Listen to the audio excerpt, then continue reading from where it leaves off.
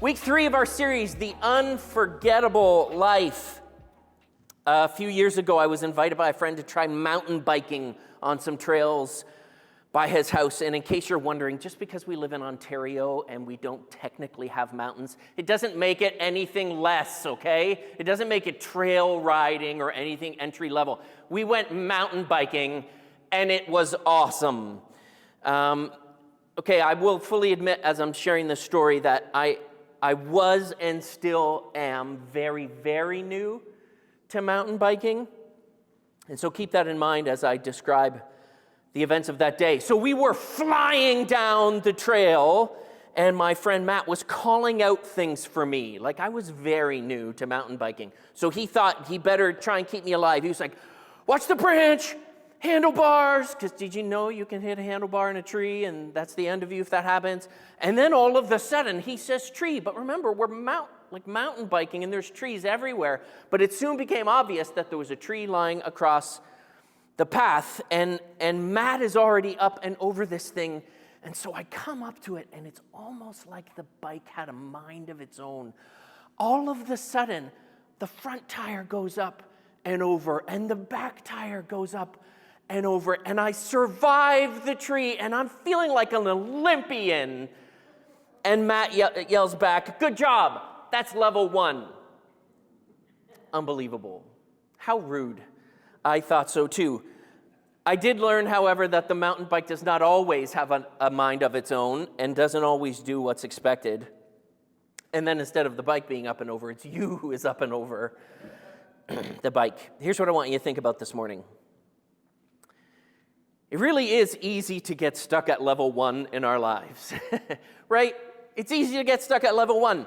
For this whole month, we have been talking about some of the little things that you can do, essentially, to level up your life and make it unforgettable, is what we've said. Remember what Jesus said. In John 10:10, Jesus said, I came that you may have life and life to the full. Admittedly, I've got an assumption when I read things like that maybe Jesus had something in mind when he said life and life to the full. Since Jesus used a superlative, to the full, it's appropriate for us to look for ways to level up from level 1 or something ordinary to something more super, something more maybe reflectant of what Jesus had in mind when he said it. Chip and Dan Heath said, to defy the forgettable flatness of everyday work and life by creating a few precious moments. Have you guys read The Power of Moments by Chip and Dan Heath?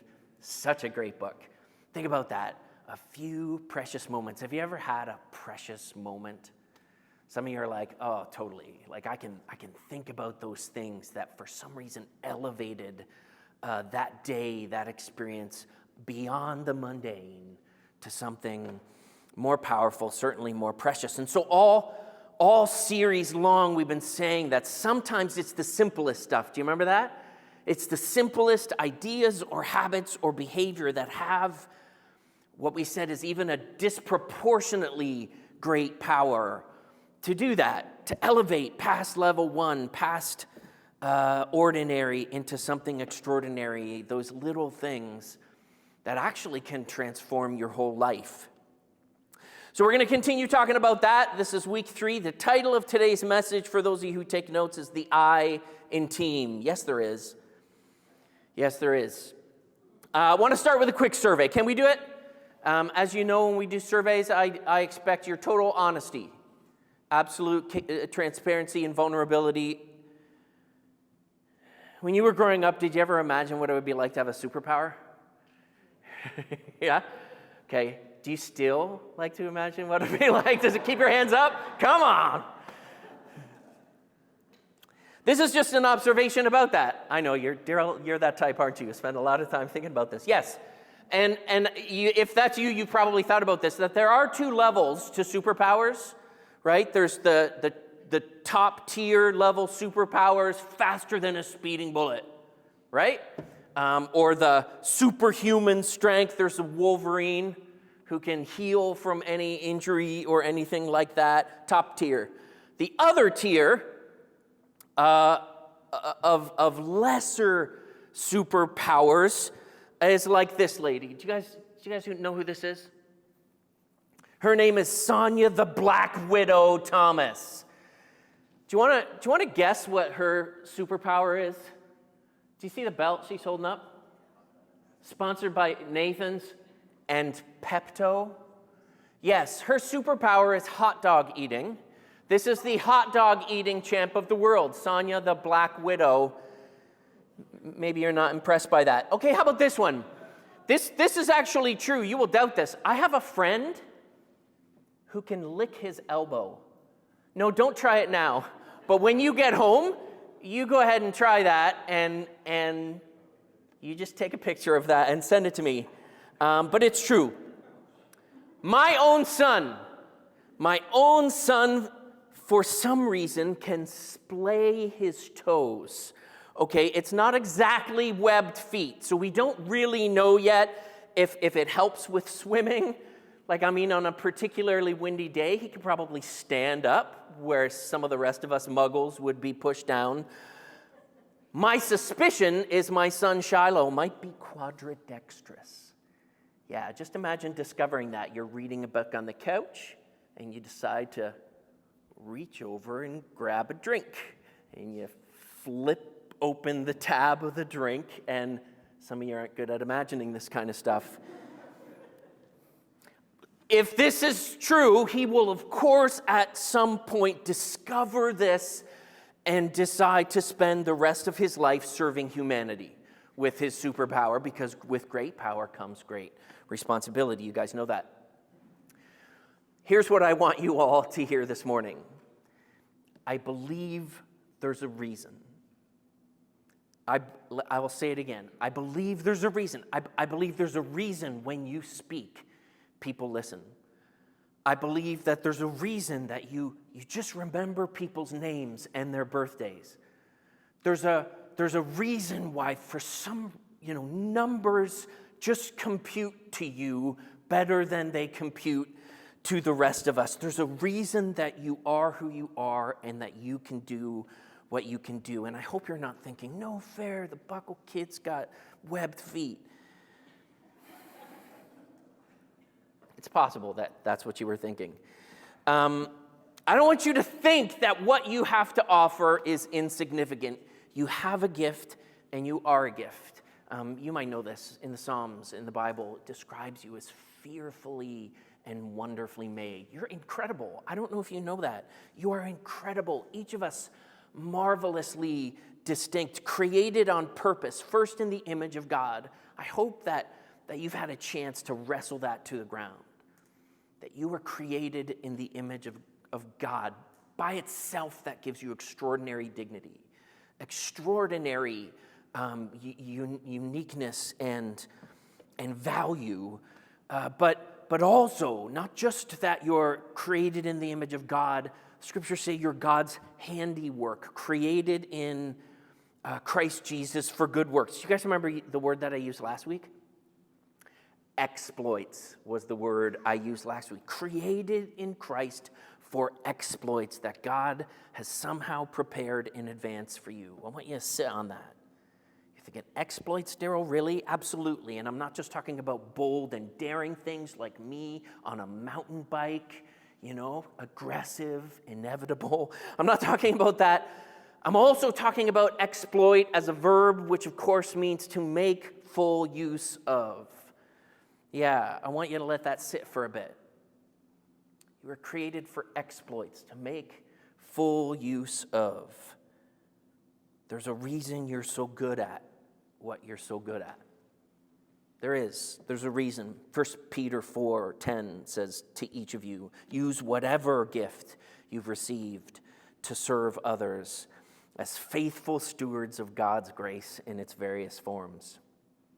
So here in that text and in other places, these early Christian writers, eyewitnesses, and early disciples of Jesus had already begun to recognize obvious supernatural gifting starting to be birthed or bubbling up in people as they were experiencing this promise that Jesus would indwell in some way individual people. That was part of the like the unbelievable change between how they had understood faith before and faith post-Jesus, post-resurrection.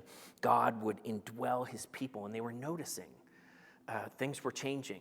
Like I said, giftings, supernatural abilities starting to show themselves in individual, what you might think of as ordinary people. That guy used to be ordinary, and now look at them. It's like when you see a kid get on the ice and like just a couple practices or a couple games into their career, dads, all of a sudden he doesn't move, and you're sure he's going to the NHL. Like, you recognize it in those first little moves that the kid's got talent. When the kid starts playing an instrument and you're like, I must be a terrible parent. When did they even learn to play that instrument? But it's obvious they know how to do that. You're thinking, where did that come from? Has that happened to you? Where did that come from? That's what was happening all over the place in the early church. All of these, where did that come from moments where people started to shine and they stepped up and they started serving, and it started this movement that literally turned the world upside down. Jesus followers that you used to think were just ordinary, stepping up, serving others, shining with this conspicuous, that's what I'm trying to say. There was something conspicuous, recognizable about this new radiance that they had. People actually did that. They were putting two and two together. They're like, hey, these guys were with Jesus. Like, is that the thing? We notice these ordinary, unschooled people were with Jesus. Why am I saying this? Like, I just hope you never feel like you have nothing to offer. I don't know who I'm supposed to be looking in the eyes right now when I say that, but there's somebody, right? You know it. Because if you know that, you're like, oh, that's me. If you've ever thought that, I don't have anything to offer. I'm insignificant, not really all that valuable, very, very ordinary. Then I'm looking at you. Yeah, I hope you never feel you have nothing to offer. You're an image bearer of God. Increasingly, as you grow in your relationship with Jesus, God is going to equip you to make a mark on the world around you. It might just be your neighbor at the start. It might just be your kids at the start. When I went to Brock University for a year, at the start of my post-secondary thing, I had roommates. We lived in a quad, roommates, and my one roommate, it took him 6 months to admit that he was from a Christian family. He goes, I didn't want you to know, because his plan was to go to school and party. And he did, but 6 months later, he confessed that, yeah, I'm from a Christian family too. We never used to be from a Christian family, and my parents used to fight all the time, but I went away for the weekend, and they went off to this church thing, and all of a sudden they came back and they weren't fighting anymore. I'm not saying that every Christian has a perfect marriage and doesn't fight. That's not why my wife's not present, by the way. She's a little bug. She's going to be fine. We're going to be okay. But I'm saying those stories happen all the time. Something about Jesus, that encounter with Jesus, just changes the social dynamic, the life, the household, your work life, how you operate, how you serve, how you relate to people. It happens all the time. Supernatural gifts are literally that divine fingerprint on how you live your life. They're divine enablements. They are abilities from God that equip you to live and to serve in a way you never have before. You might be one of those people that really struggles to recognize your own things, those gifts, those things that are obviously the fingerprint of God on your life. Your friends all know them. If you were to ask, what is my thing? And they'll be like, are you kidding? How do you not see? Like, we can see God in you by X, Y, Z, and they'll list you these things. Maybe that's a good exercise for you. But it can be hard to recognize them in yourself. It kind of reminded me of a story my friend told me. She was driving down the road, and she sees a rough-looking guy. I don't know if it was like like that part of town where it's like factories and stuff. There's not really lots of people at certain times of the day. She sees this guy, beards, dirty clothes, whatever, and she thought, wow, I should stop and go pick that guy up. And I don't remember if in her story he was actually hitchhiking or if he was just walking, but she decided, doesn't matter really, I'm going to go back and pull and pick up this guy. She picks him up. She finds out that he is walking, trying to get to the next town because he was unemployed, but there was maybe a meeting that he had. I don't know if it was an interview or just a meeting with an employer, a potential employer, and he really needed to get to the next town. And so it was a good thing that my friend stopped to pick up this hoodlum, or whoever he was, and to do this. So she drove him there, and she says, you know what, we don't know how this is going to go, so I'm going to wait for you. And then when you're done, I'll drive. She waited, and she ended up spending half the day driving this guy all over to this potential employers, to this meeting, back home, all this kind of stuff. She did this, spent the day doing this. I'm trying to remember all of the details to the story so I could share it, but the only real part of the story that I remember is, don't pick up hitchhikers. They're probably all axe murderers. So that's the part of the story that I want you guys to remember. It's just that some people almost have a gift, right, of compassion or something that enables them to see the needs that the rest of us don't and would just drive by happy to not see, right? It's almost like some people have a gift. It's like a finely tuned spiritual sense of knowing when it's not just an idea of a potentially good deed done if you do it, but actually an appointment from God. Some people, right? Maybe you know people, maybe you are people just like that. That's just one silly example of these divine enablers. I know that guy would tell you, I met this person and it was unbelievable, and she told me about God, and she stopped and she got me where I needed to go, and I got the job, and she told me that it was all just so that I would know that God loved me and knew me by name. Unbelievable. One example in any number of divine enablements that God gives to people, ordinary people just like you, people who follow him so that they can serve the world around them.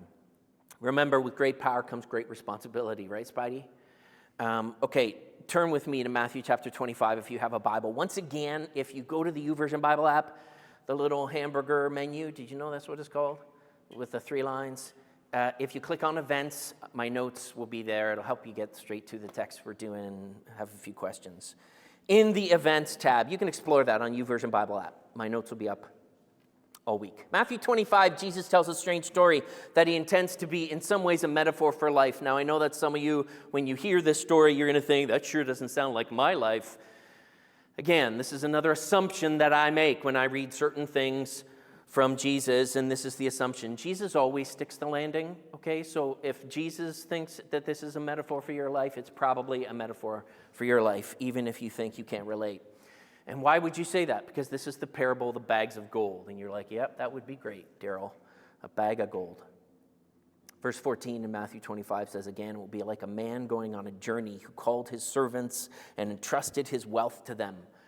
To one, he gave 5 bags of gold, and to another 2 bags of gold, to another one, just 1 bag of gold, each according to his ability, or each corresponding to his ability. And then he went on a journey. The man who had received 5 bags of gold went at once and put his money to work. And he gained 5 more bags of gold. So also the one with 2 bags of gold gained 2 more, but the man who had received 1 bag went off, dug a hole in the ground, and hid his master's money. After a long time. Everyone say after a long time. You guys are great. You're still there. The master returned and settled accounts with him. Verse 20 says, the man who had received 5 bags of gold brought the other 5. Master, he said, you have entrusted me with 5 bags of gold. See, I have gained 5 more. And his master replied, well done, good and faithful servant. You have been faithful with a few things. I'll put you in charge of many things. Come and share in your master's happiness. The man with 2 bags of gold also came. Master, he said, you entrusted me with 2 bags of gold. See, I have gained 2 more bags of gold. And his master replied, well done, good and faithful servant. You've been faithful with a few things. I will put you in charge of many things. Come and share in your master's happiness. Then the man who had received 1 bag of gold came. 'Master,' he said, 'I knew that you're a hard man, harvesting where you have not sown, gathering where you have not scattered seed. And so I was afraid and went out and hid your gold in the ground. See, here is what belongs to you.' And his master replied, 'You wicked and lazy servant. So you knew that I harvest where I've not sown and gathered where I've not scattered seed. Well then, you should have put my money on deposit with the bankers so that when I returned, I would have received it back with interest. So take the bag of gold from him and give it to the one who has 10 bags. For whoever has will be given more, and they will have an abundance. But whoever does not have, even what they have, will be taken away from them.'" Yeah, that escalated pretty quick, didn't it? The day after I was born, actually, true story, 1974, Harry Chapin released the only song he ever wrote to land at #1 on the Billboard top. You know what I'm talking about? Do you know the song? Cats in the Cradle. That's the song. Do you guys remember that song?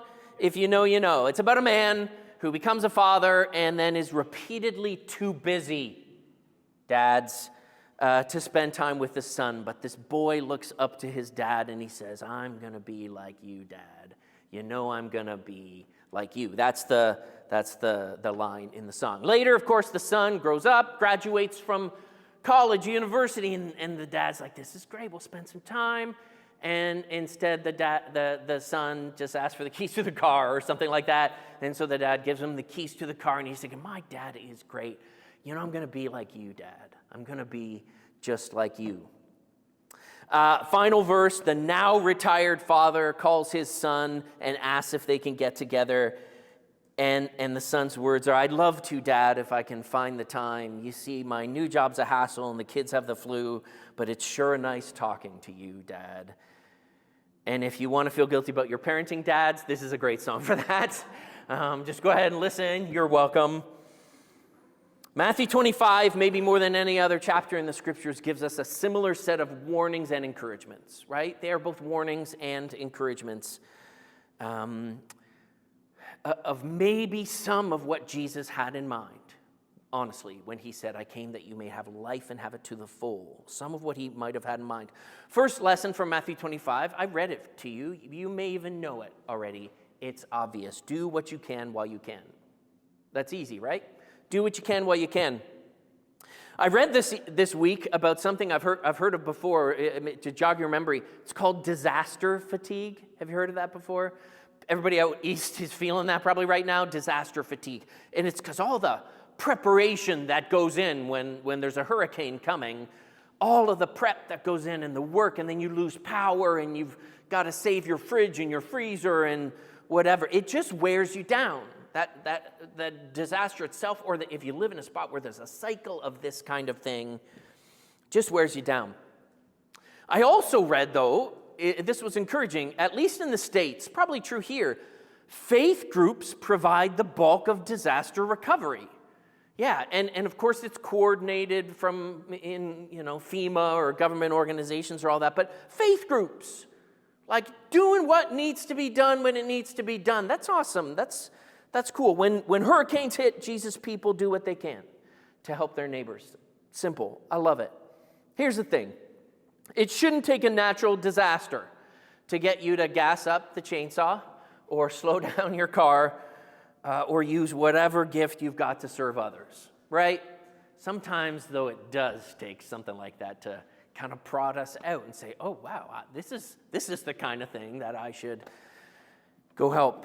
I know I'm preaching to the choir. I know I am. Like, you guys are legends. I know you guys get this. You know, if you're a follower of Jesus, you're a servant, not just a student. You guys know this. You are the I in team, as Peter says. You are the I in team. You know it. Each one of you using whatever gifts you've received to serve others, faithfully administering the very grace of God.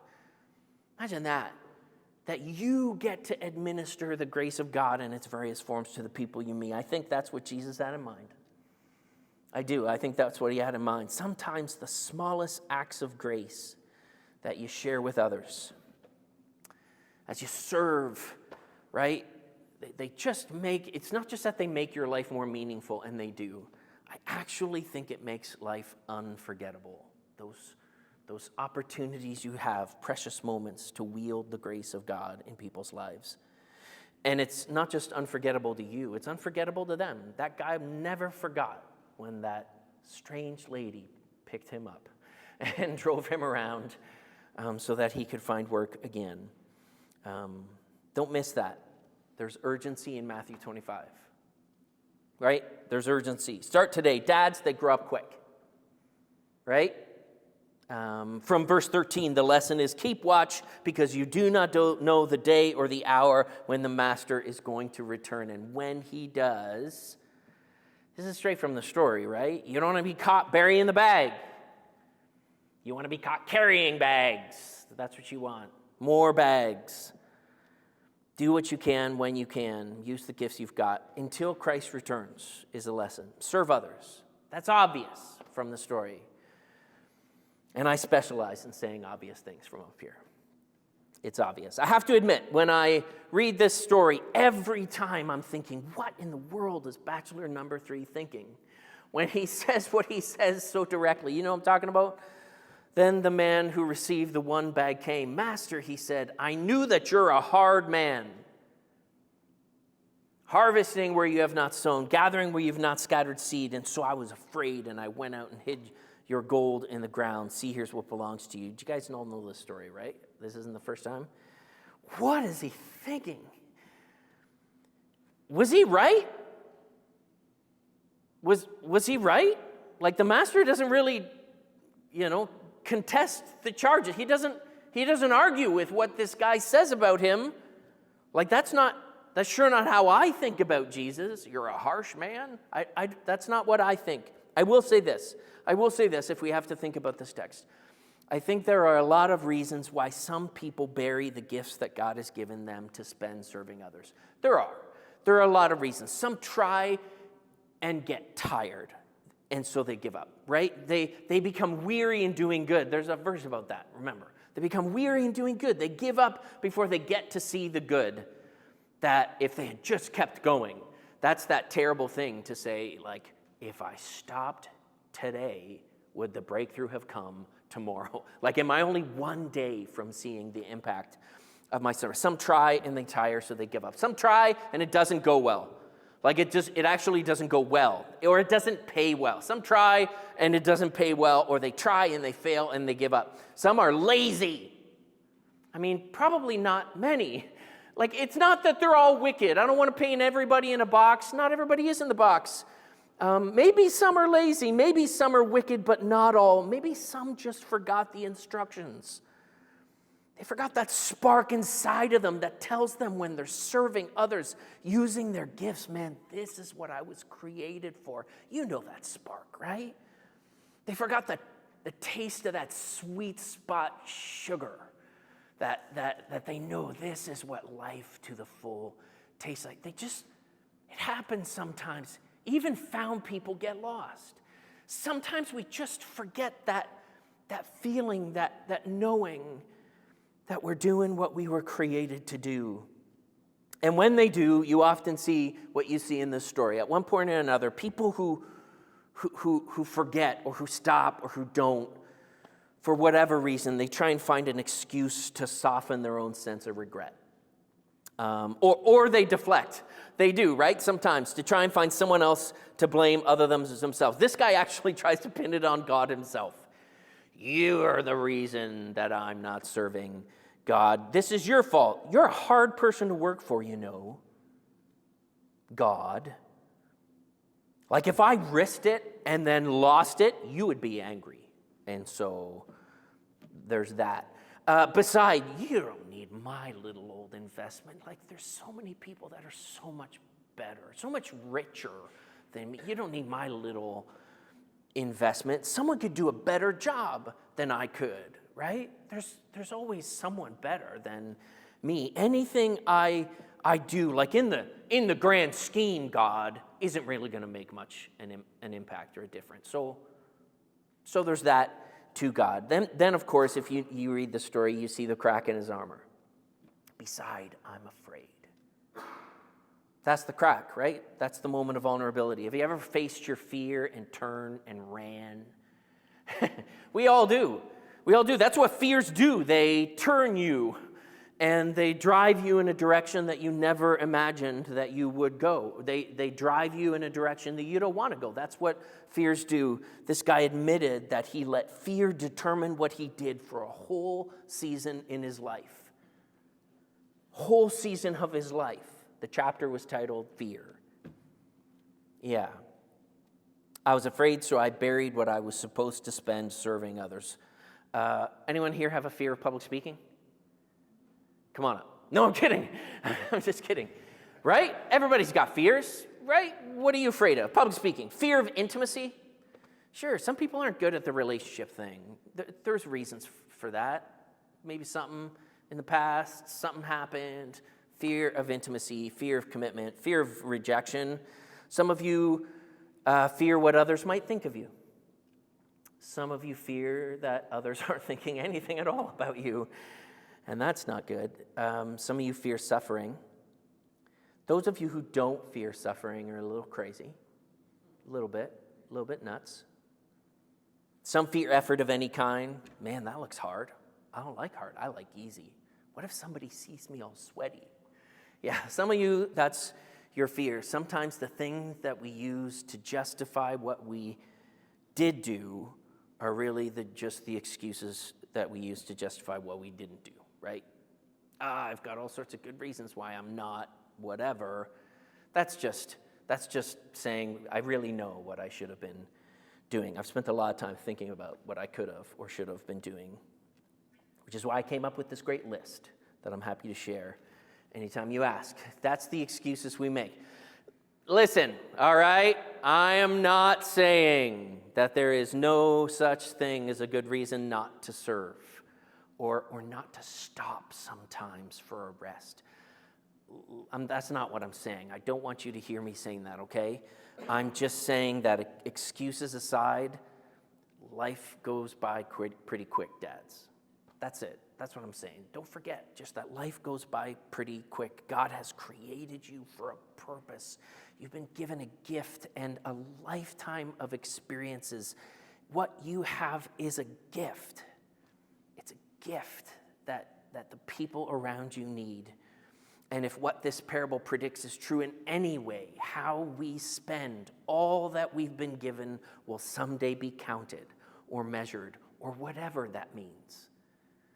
Like whatever that actually looks like, it's there. Maybe, obviously, when our kids become more like us than we wish they had, that's the day of accounting, right? That's part of it, maybe. Maybe that's part of it. When we look back at the forgettable flatness of a lifetime of toil or work with very few precious moments.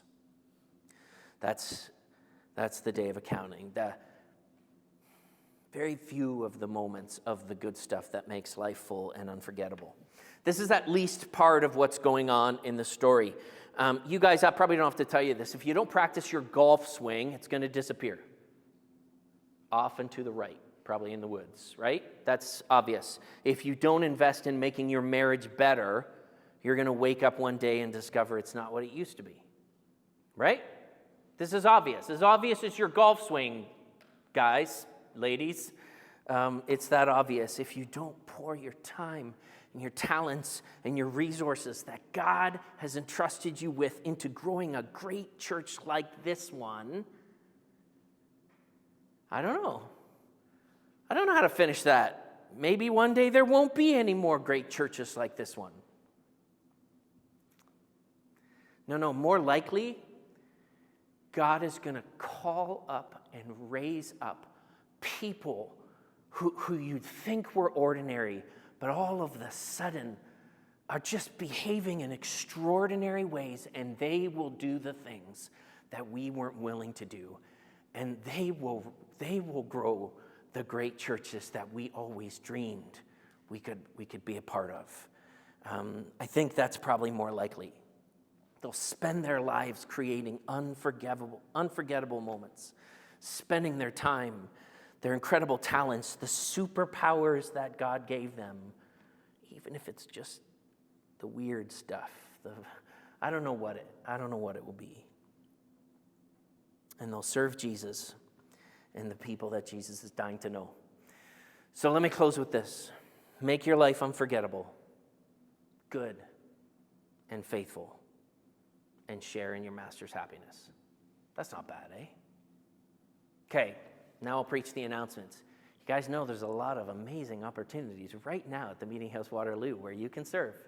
It's true. You know, we already have an amazing team of people that serve our Kids Max down the hall. You know that? Amazing team of people. They need amazing people like you to join that team. They really do. It would be awesome, and they would love to do that. And you're like, I'm not sure what I could do.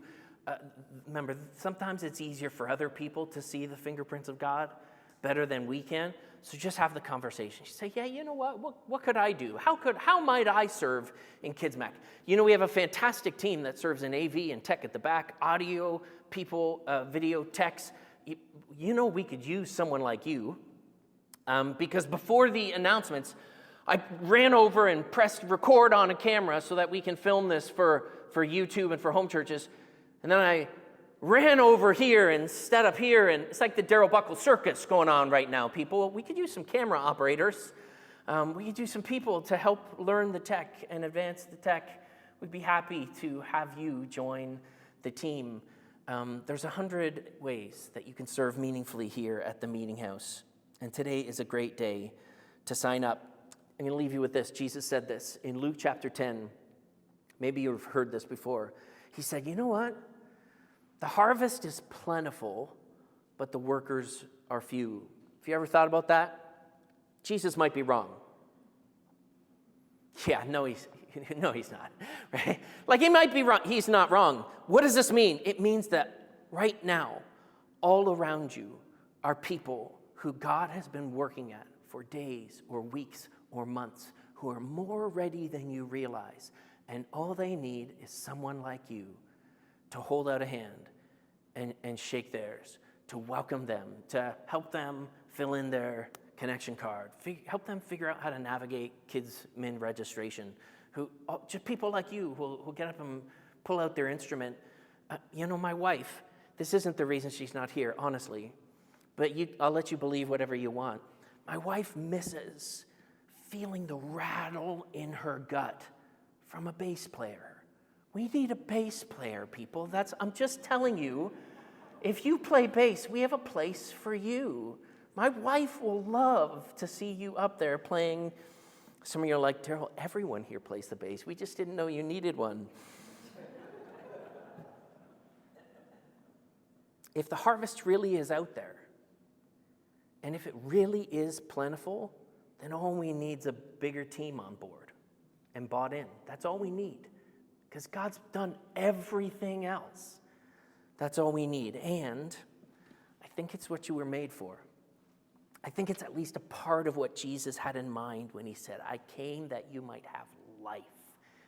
This is part of the path to life. God, would you help us right now to feel the smile of your face on us, maybe to recognize places where you have taken all that we feel is pretty ordinary and touched it somehow, breathed the life of your Spirit into it somehow, so that when we serve our neighbors and our friends, instead of seeing us, people would see you. We want to be part of that, Jesus. So move in our hearts right now, we pray in Jesus' name. Amen.